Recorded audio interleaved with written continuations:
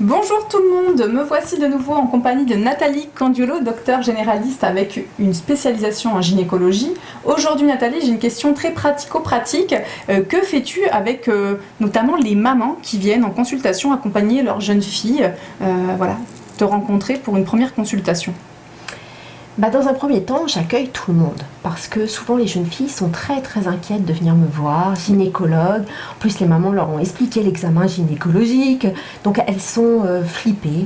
Et je pense que c'est important de les accueillir toutes les deux. La maman souvent connaît bien les antécédents de la jeune fille, donc va pouvoir répondre à mes questions, c'est important. Et les antécédents familiaux, j'imagine aussi, voilà, l'histoire de la famille.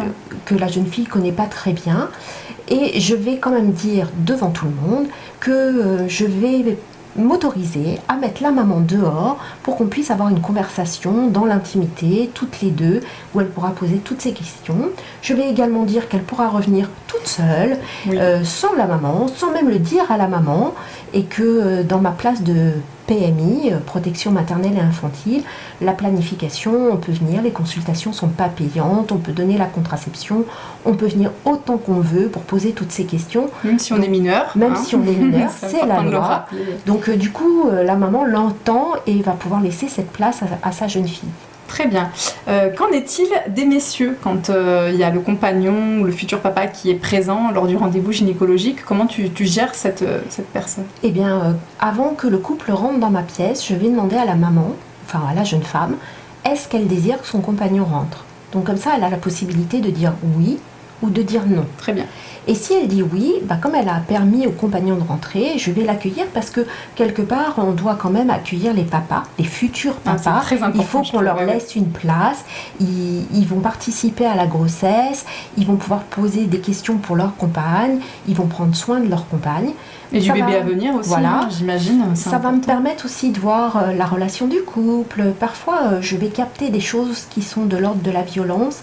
Et du coup, je pourrais recevoir la dame plus tard seule et pouvoir parler avec cette dame. Très bien.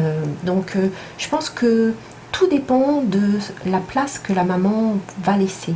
Puis en Seine-Saint-Denis, souvent le papa va permettre de traduire des choses, mais je peux aussi m'autoriser à avoir une interprète plus tard, ce qui permettra que le papa continue à travailler et moi de recevoir la dame, de pouvoir parler des cours d'alphabétisation qui s'appellent certainement plus comme ça, mais pour que la dame puisse aussi prendre un petit peu d'indépendance, puisse venir nous voir et faire des progrès, poser ses propres questions.